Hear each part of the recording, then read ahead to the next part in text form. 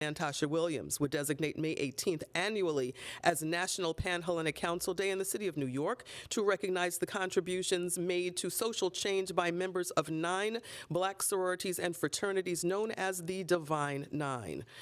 Resolution 547, sponsored by Councilmember Carmen De La Rosa, would call on the School Construction Authority, or SCA, and the Department of Design and Construction, DDC, to reconsider their decision to substitute precast concrete wall panels in place of traditional handset brick and block walls on public projects in New York City. Resolution 579, sponsored by Councilmember Eric Dinowitz, would call on the Department of Education to ensure that the New York State Seal of Biliteracy is awarded in all New York City public high schools to eligible students. Resolution 580, also sponsored by Councilmember Dinowitz, would call on CUNY to ensure that all campuses award an appropriate number of college credits to students who earned a New York State Seal of Biliteracy in high school and, where required, accept that seal as fulfillment of any foreign language requirement. Resolution 742, sponsored by Councilmember Sean Abreu, would call on the Department of Education to develop curriculum on machine learning and adopt their current curriculum and policies to account for the safe use of generative artificial intelligence. Resolution 767, sponsored by Councilmember Rita Joseph, calls on the Department of Education to mandate training on generative artificial intelligence tools, including for potential classroom implementation for all educators. Resolution 766, sponsored by Councilmember Joseph, would call on the Department of Education to update its Computer Science for All initiative to increase access to CS for All professional development for educators and administrators, particularly for those in underserved schools, and to increase training for all teachers. Resolution 534, also sponsored by Councilmember Joseph, would call on the New York State Legislature to pass and the New York State Governor to sign A3723, S.759, and A816, S879, which would extend the hours of use for student Metro cards in New York City and would prohibit the MTA from promulgating rules that penalize a student for using a student Metro card when school is not in session. Resolution 345B, sponsored by Councilmember Pirina Sanchez, would call on the New York State Legislature to pass and the Governor to sign A1439S, S2721, in relation to establishing a New York State Office of Civil Representation to provide access to legal services in eviction proceedings. Resolution 499B, sponsored by Councilmember Sean Abreu, would call on the New York State Legislature to pass and the Governor to sign A4993, S3254, requiring that any party eligible under local law for free legal counsel for an eviction proceeding may be granted an adjournment by the court for additional time to secure counsel. Resolution 165A, sponsored by Councilmember Farrah Lewis, would call on the state to enact legislation to authorize certain shelters for victims of domestic violence to be reimbursed for any payment differential for housing a single individual in a room intended for double occupancy. Today, we will also vote on the following pieces of legislation. Introduction 1184A, sponsored by Councilmember Chi Osei, would require the DCLA to provide additional details relating to zip code, community board, and council district in its annual report on the arts and cultural organizations that receive city funding. This report is submitted to the council and posted on the DCLA website, and I now invite Councilmember Osei to the podium to discuss his legislation. Thank you. You're welcome. Good afternoon, everyone. Today we're voting on my bill, Intro 1184A, which requires DCLA again to report on their annual budget. I was particularly concerned about public reporting on the distribution of DCLA's CDF, or Cultural Development Fund grants, disaggregated by geographic area and characteristics of the organizations being funded. This bill would require DCLA's annual report to include the council district, zip code, and community board for each organization being funded. Since being heard, this bill was amended to require the commissioner to report demographic information pertaining to the communities served by department-funded arts and cultural organizations. Such information would include race/ethnicity, age, disability status, and sexual orientation if known to the department. Additionally, the commissioner would be required to report demographic information pertaining to the leaders of such organizations if disclosed to the department for purposes of the report. This report will bring more transparency and insight into to the CDF process, a grant that many of our cultural organizations rely on. By having more transparency through reporting, we will be more equipped to advocate for our cultural community and see how effective reforms are. I want to thank the cultural community for their advocacy on this legislation, which started before my time in the council. I especially want to thank Lucy Sexton and the community at Culture at 3 for helping us shape this legislation to what it is today. And thank you, Madam Speaker. You're welcome, sir. Thank you, Council Member. Introduction 198, sponsored by Councilmember Rafael Salamanca, would mandate the DOE to stock naloxone in all school buildings. Opioid-involved death rates have increased significantly since the beginning of the pandemic. According to the CDC, in 2019, nearly 1 in 7 students reported misusing prescription opioids. Extending the availability of naloxone to all DOE schools furthers existing efforts to address the opioid epidemic and saves lives. I invite Councilmember Salamanca to discuss his legislation. Thank you. All right, good afternoon. Thank you, Madam Speaker. I am happy to be here today to discuss my bill, Intro 198, which will be voted on today. I want to first start by thanking Speaker Adams and my colleagues for the support they've shown throughout the years on getting to this moment today. Today's a significant win for the South Bronx community, a win over 6 years in the making. Intro 198 will require every school in New York City to carry naloxone kits. Inspired by a rise in teen drug deaths as well as an overdose from a teacher at a school in my district, passage of this bill now makes New York City the largest school district in the country to have such a preventive measure in place. I first introduced this bill in 2017, and now, following years of inaction, excuses, and roadblocks, our city's communities that have been most negatively impacted by fentanyl use will finally receive some reprieve. With the passage of Intro 198, we are mandating the Department of Education to take preventive steps against fentanyl overdoses that occur near educational institutions by keeping naloxone kits in every single school in our city. Our communities have been ravaged by the effects of fentanyl's introduction in our city. In my district, we have seen these consequences befall our most innocent, our children. For far too long, Bronx children have been forced to tiptoe their way into their schools because needles laced with fentanyl are carelessly thrown in sidewalks and green spaces surrounding their school entrances. For far too long, Bronx parents have had to fear whether one of these needles will harm their children, forcing them to become yet another statistic of our war against the opioid crisis. Now, thanks to the passage of Intro 198, we are ensuring preventive measures are in existence to protect our children, our teachers, and our parents. I would like to thank my city council colleagues for co-signing the importance and necessity of this bill. Facts are undisputed, and the fact of the matter is that the increase in availability of naloxone kits in our city schools as a result of passage Intro 198 will help save lives.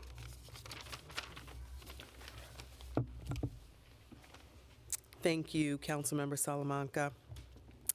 Introduction 417B, sponsored by Councilmember Lincoln Ressler, would consolidate the community board notice requirement for bike lanes with the notice process in place for major transportation projects, and would repeal the existing standalone process for bike lanes. This bill would also grant council members and community boards additional time during the summer to submit comments about a proposal to add or remove a bicycle lane. Finally, the bill would eliminate a 14-day waiting period for major transportation projects, and I now invite Councilmember Ressler to the podium to speak about his bill.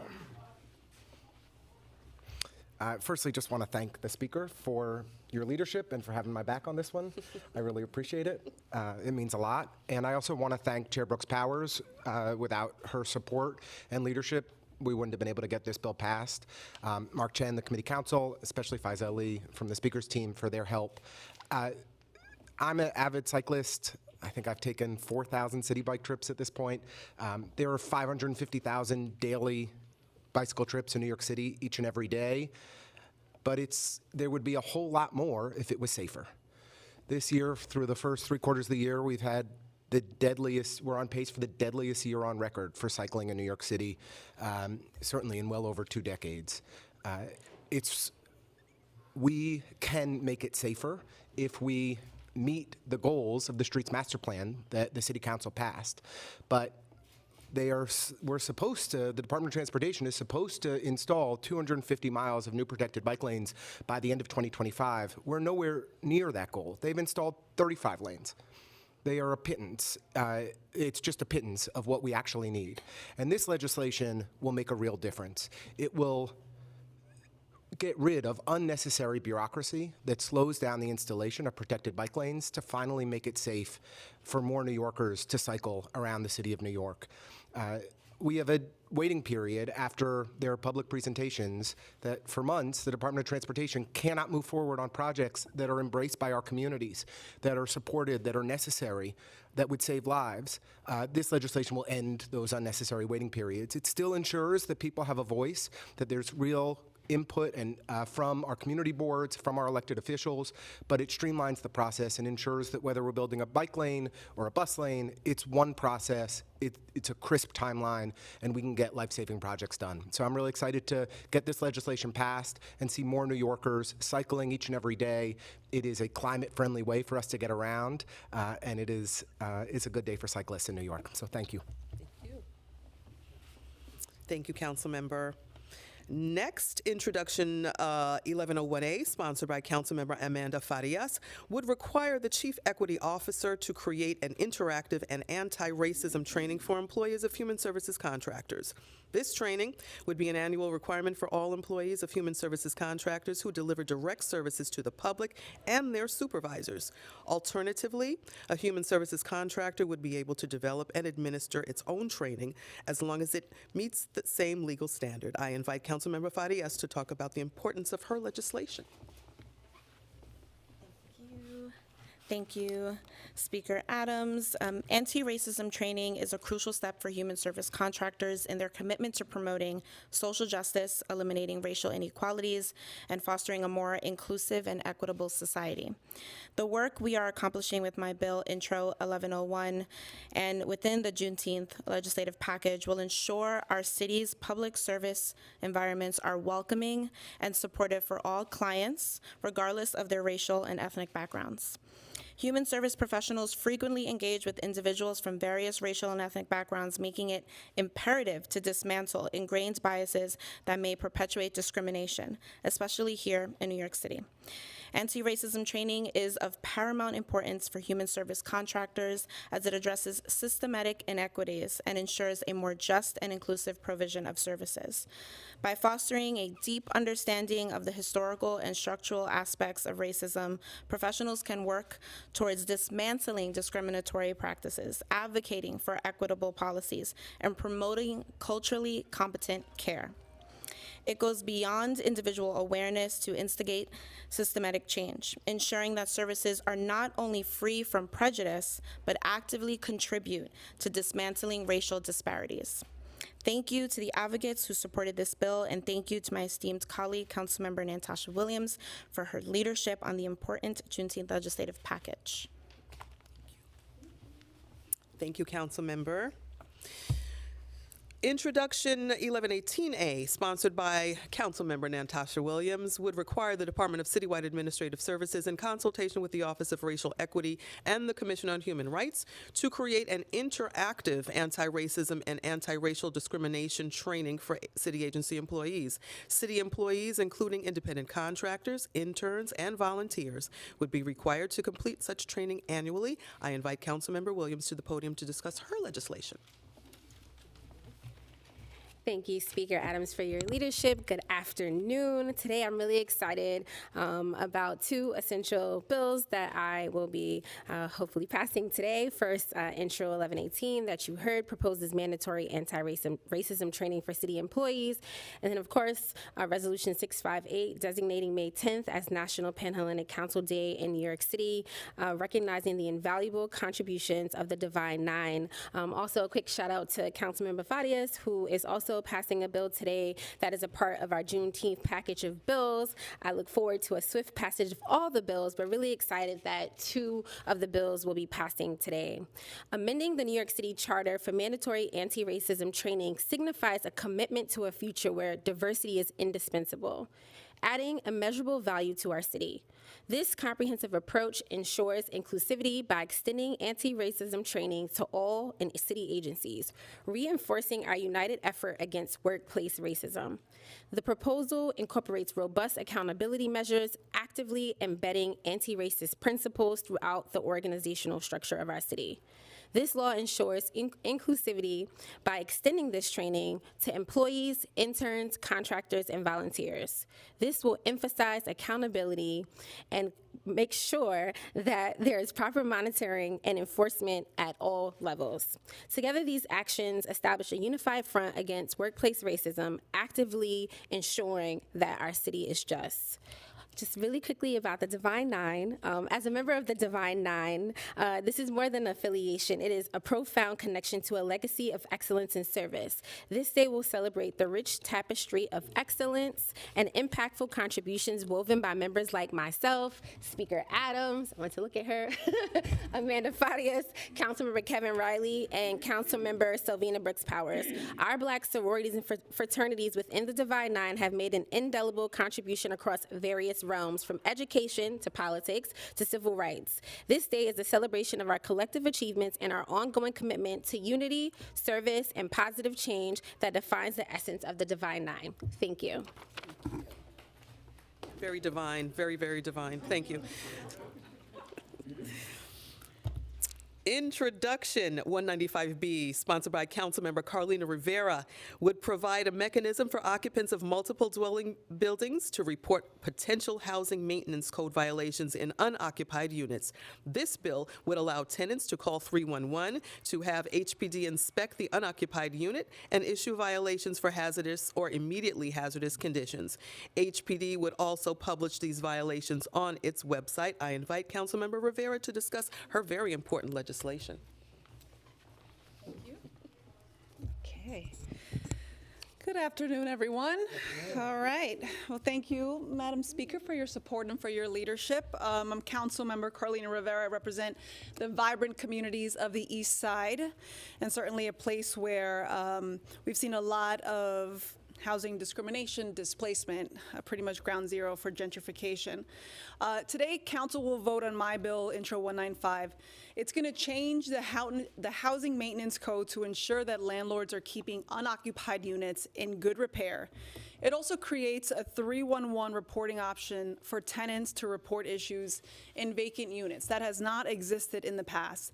And it facilitates the inspection of problematic vacant apartments to keep them from being a source of potential danger to neighbors. And that is directly from tenants themselves who are going through these experiences.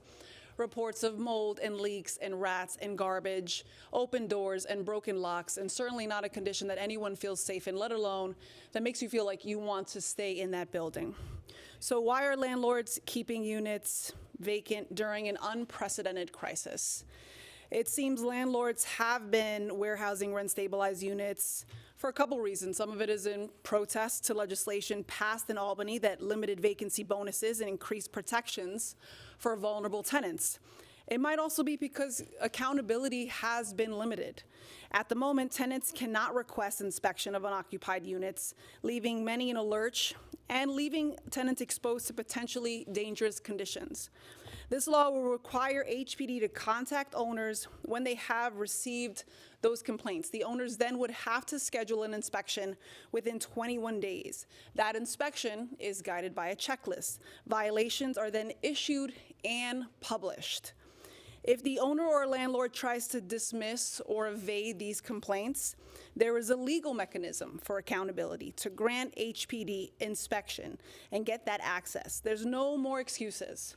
We have to address bad conditions and bring as many homes online as possible. So this bill is significant because not only does it change the housing maintenance code in a way that requires HPD to marshal resources toward the inspection of unoccupied units, but the data collected could help demonstrate patterns of warehousing and neglect. This bill will help address the symptoms of apartment warehousing and increase safety and security for residents. This is an issue of healthy homes. This legislation empowers HPD to guarantee that. It empowers the tenants to take action. So I want to thank all of the advocates, the attorneys, tenants, of course, my own team, Eddie Amador, the council staff for working diligently to get this done and across the finish line. Thank you. Thank you. Good stuff. Thank you, Councilmember.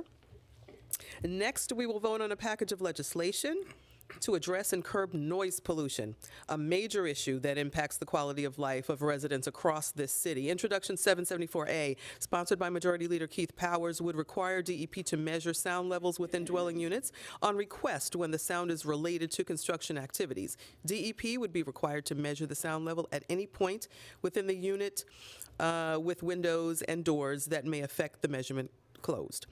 Introduction 775A, sponsored by Majority Leader Powers, would mandate DEP to publish the results of their noise inspections online within 5 business days after they have been completed.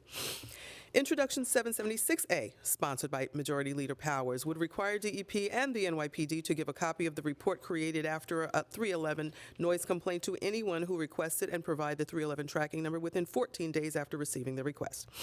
Introduction 770A, sponsored by Majority Leader Powers, would codify and expand DEP's noise camera program, which pairs decibel readers or other noise monitoring equipment with cameras capable of taking a series of photos, videos, or other recorded images to detect motor vehicles exceeding the noise limits under the city law. Subject to appropriation, DEP would be required to ensure there are no less than 5 noise cameras per borough and to consider input from elected officials and community boards in selecting noise camera locations. DEP will also be required to submit an annual report on the program to the mayor and the council and to post it online. Majority Leader Powers couldn't be here today, but we thank him for his work on these important bills. And Introduction 1194A, sponsored by Councilmember Jim Gennaro, would cap the compensation a citizen complainant can receive from a noise complaint at $5 or $10, depending on whether DEP or the citizen complainant prosecutes the proceeding. For citizen complaint proceedings commenced prior to the effective date of the bill, the maximum penalty would be capped at $50. This would reduce the financial incentive for serial complainants to file multiple harassing complaints against businesses for the purpose of collecting the award money. And I invite Councilmember Gennaro to say a few words about his bill. Thank you, Madam Speaker. I appreciate the opportunity, and in keeping with the subject of the noise package, I'll try not to talk too much. That's noise pollution, so I'll try to be brief. But this has gotten some attention. It's got a lot of media coverage, and every time you do a bill, you're trying to fix a problem. So what problem are we trying to fix? So we got the city's noise code.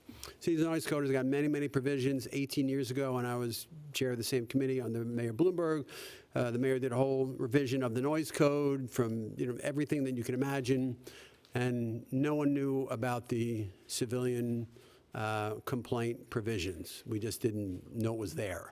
And so here's what happened.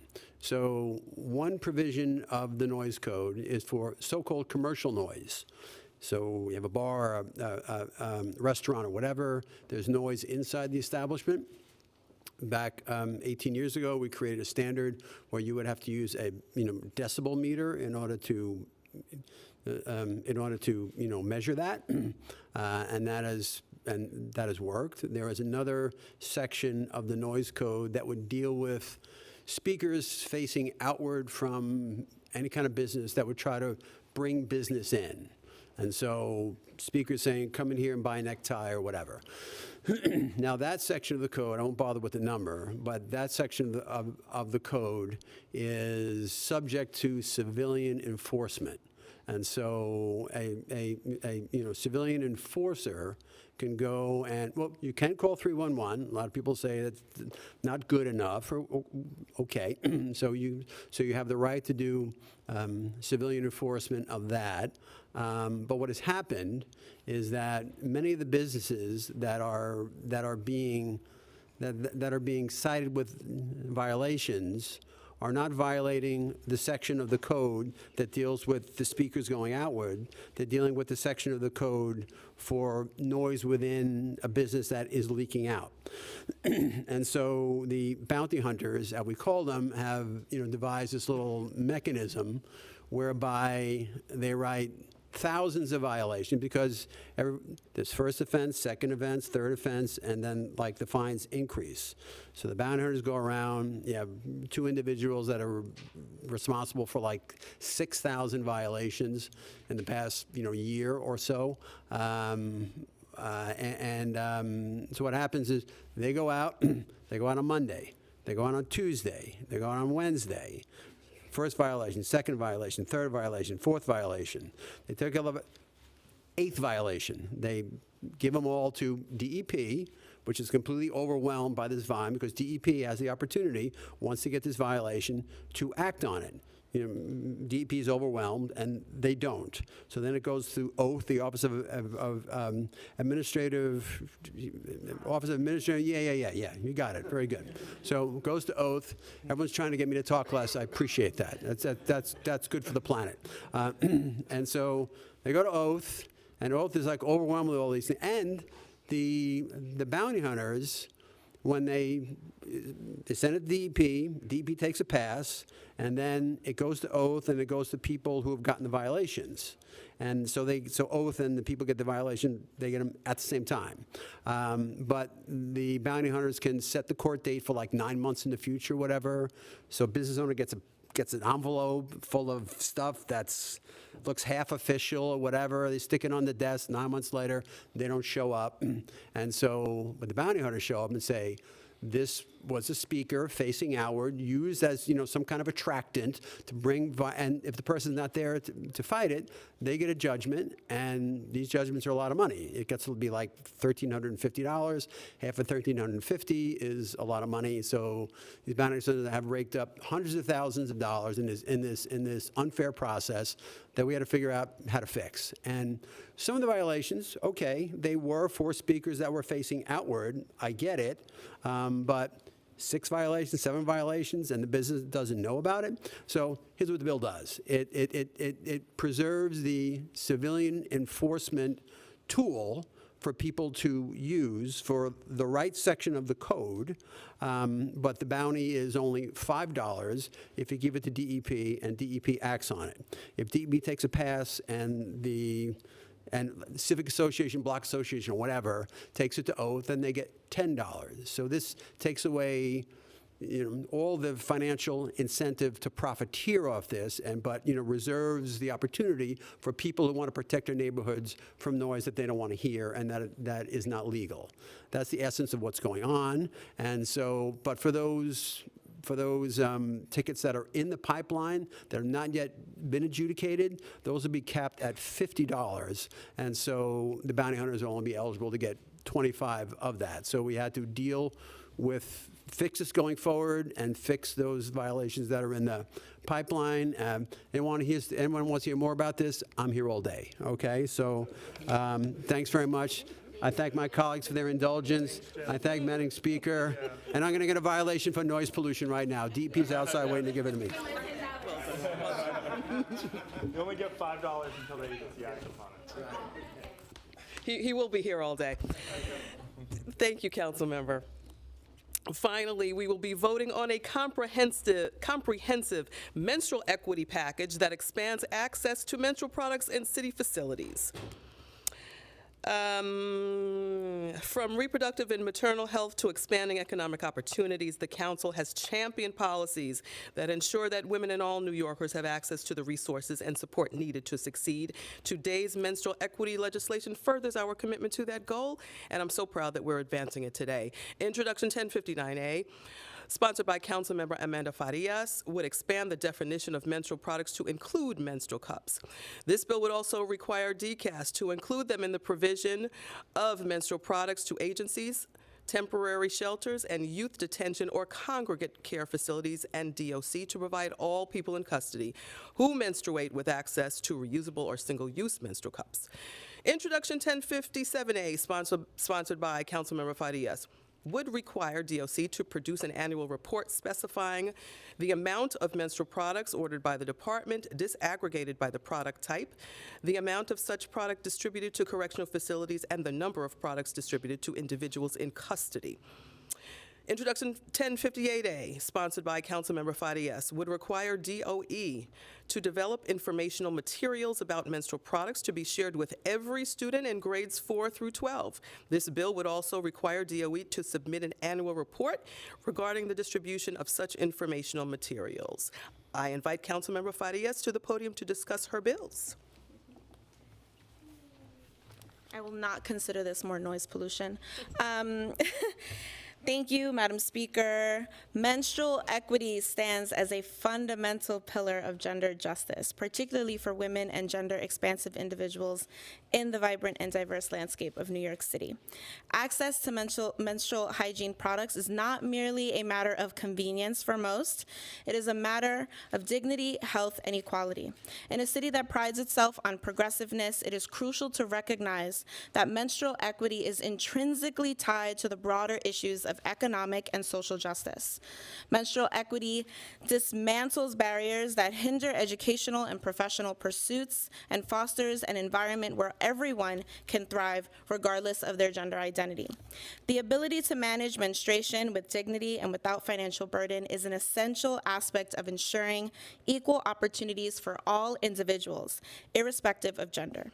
In advocating for menstrual equity, we affirm our commitment to creating a city that prioritizes the well-being and equality of all its residents, recognizing that basic needs such as menstrual hygiene are integral to a truly inclusive and just society. I'm proud to be the prime sponsors of Intros 1057A, 1058A, 1059A. Additionally, a co-prime with Chair Caban on Intro 1055A and with Councilmember De La Rosa on 1056A. These bills are bringing this city forward for all people, and I'm super proud that they're being voted on today and of my colleagues. While I could speak for you for days about the importance of these bills, I want to take some time to specifically talk about the inclusion of menstrual cups in these pieces of legislation. For those of you that don't know what a menstrual cup looks like, this is what it looks like, and this is what a disposable one looks like. Menstrual cups offer a sustainable, cost-effective, and environmentally friendly alternative to, look at this, see? Is it like a Diva cup? It's not like a Diva cup. Well, yes, it is a Diva cup, actually. Sorry. An environmentally friendly alternative to traditional menstrual products. In the carceral system, where resources are often limited, providing access to menstrual cups empowers individuals to manage their menstrual health with autonomy and dignity. Same goes for our school system. You don't know how many times as young people, young women will be too scared to ask for a tampon, too scared to ask for a pad if they are even in the bathroom where they're supposed to get them. This is something that can solve you for an entire day, an entire menstrual cycle day, to not have to worry about stains on chairs, on your clothing, or access to anything. This not only contributes to physical comfort, but also addresses the emotional and psychological aspects of menstruation, fostering a sense of respect for the bodily autonomy of incarcerated individuals. In essence, ensuring access to menstrual cups is a step towards recognizing and respecting the basic rights and humanity of those within the criminal justice system. Per Intro 1057, DOC will be providing disposable menstrual cups like this to inmates while they are incarcerated, and a reusable one like the one I'm presenting here upon discharge on request, offering a long-term and short-term solution for menstruators that saves them money and promotes sustainability. And per 1059, menstrual cups will be added to the current definition of menstrual products to expand what is available to New Yorkers when they are in New York City agencies, temporary shelters, and youth detention or congregate care facilities, reaffirming that New York City is the leading city in America for menstrual equity. Thank you all for entertaining me. Thank you. Well done. Thank you so much, Council Member.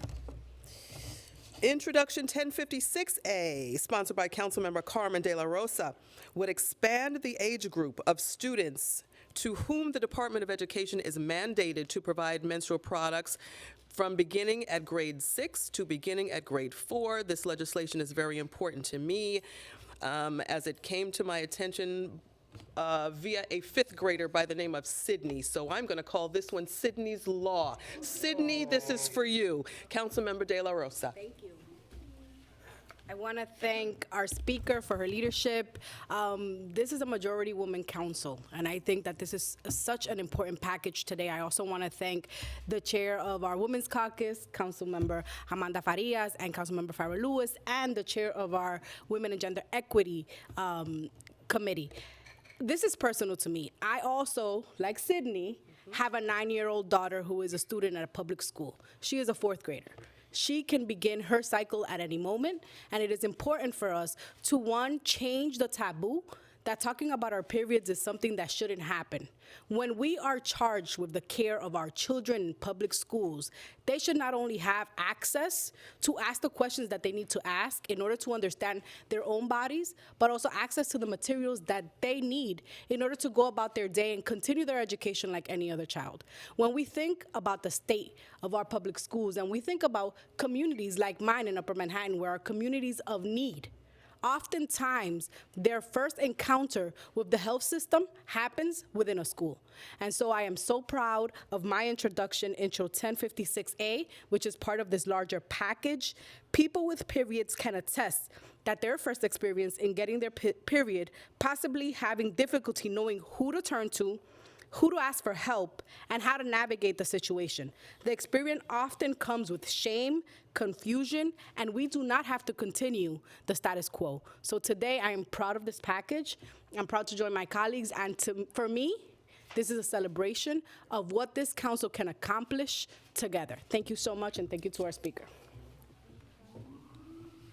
Thank you so much, Council Member. And Introduction 1055A, sponsored by Council Member Tiffany Caban, would require all materials generated by the city to use the gender-inclusive terminology menstrual product rather than the phrase feminine hygiene product when referring to products such as menstrual cups, tampons, and menstrual pads. This legislation would also require DOE to report on the provision of menstrual products in schools. I invite Council Member Caban to the podium to talk about her legislation.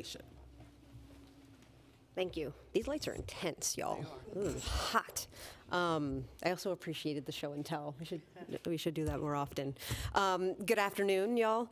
I'm proud today to be passing this landmark menstrual equity package, not just as the chair of the Committee on Women and Gender Equity, which earlier today voted to advance these bills to the full council, but additionally as the author of Intro 1055A, one of the bills in the package.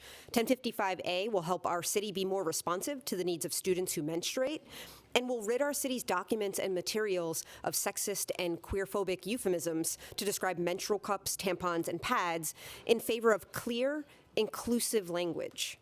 I want to shout out my colleagues who authored the other pieces of legislation in this package, Councilmember De La Rosa, Farias, and Lewis. Of course, today's package would not be possible without the diligent efforts of Speaker Adams and her team, those of our committee counsel, Sahar Mozami, and senior legislative policy analyst, Christy Dwyer, or those of Period Law and the other advocates, organizations, and everyday New Yorkers who pushed for this legislation.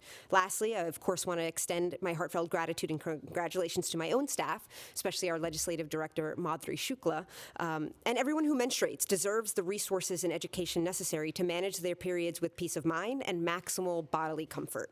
Our combined efforts will make the city safer, healthier, and more just for every New Yorker who menstruates. So thank you. Period. End of story.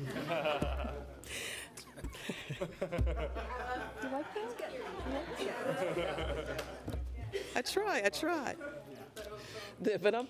This does include our stated agenda, but I do want to acknowledge our council member-elect members who are here today with us. Councilmember-elect Salam, Councilmember-elect Banks, Councilmember-elect Marmorato, and Councilmember-elect Zhuang.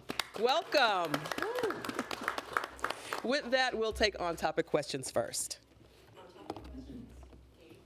I wanted to ask about the period health bill. I know when, I guess it was 2015 that Councilmember Ferreras introduced it. I had asked a year ago Chancellor Banks for an update on it because that was just in school. He didn't seem to, like, it's like he'd never heard the word like tampon before. Is there an accounting, are these still being offered in schools? Like, how do you make sure, because I've asked teachers and they say that they sometimes don't have, I just, like, the overall question is, how is there, especially in schools and in jails, like, how is there an accounting of how many you need, do you have enough, is it enough for everyone? I love the question, and happy belated birthday, fellow Sagittarian.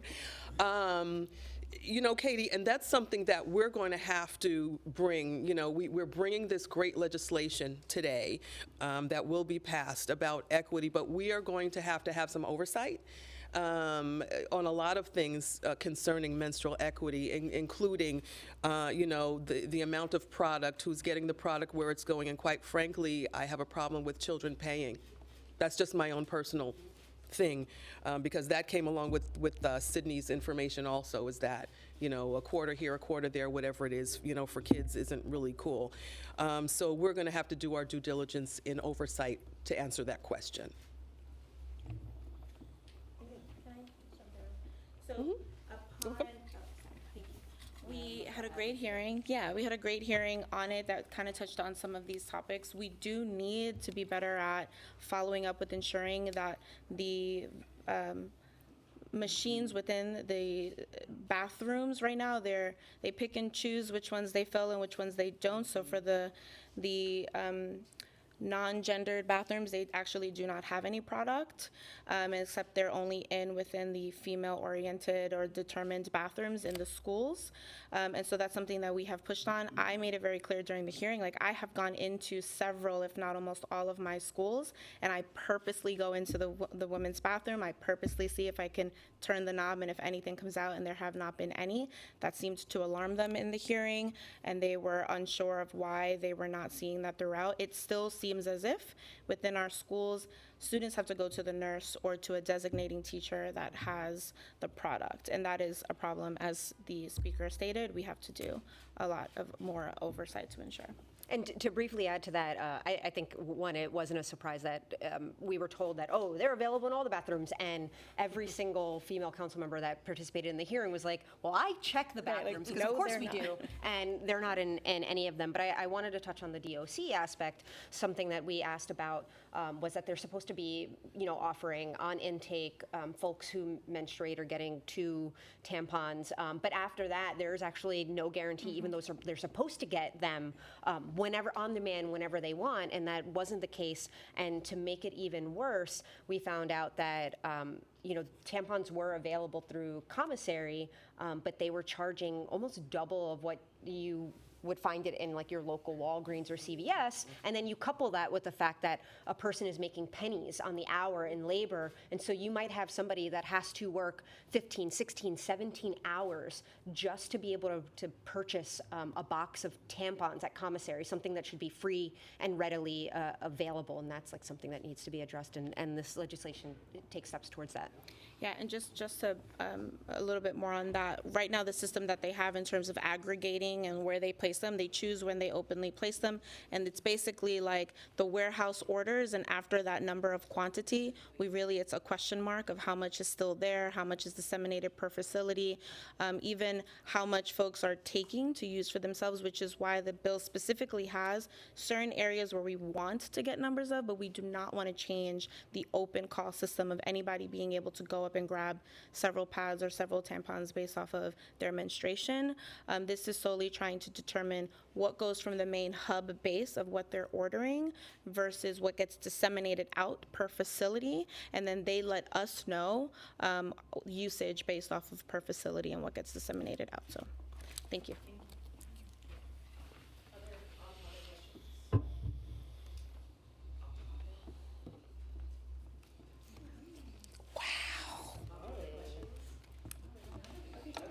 Awesome. Oh, Ethan! Come on, Ethan, I just closed my book and everything. Well, you'll love this one. Okay. What you got? So the mayor is headed to DC. Okay. Tomorrow. Is he allowed out of the state? On topic. Greg just reported that he does not have a planned meeting with White House officials. You know, he says he's going for the migrant crisis again. I mean, what do you think about that? He's been down there like many times at this point. Is beating the drum with the feds doing anything? I'll just answer the question this way, Ethan. I'm not there, for his meetings. I was there for my own. a couple of months ago, but I can only hope that conversations will be had around the dollars that New York City so desperately needs to help us out with the migrant crisis. I hope that our federal partners are listening to the mayor, if that is indeed the topic, which is my hope, because New York City, once again, as everyone continues to say, cannot bear this crisis alone. Thank you.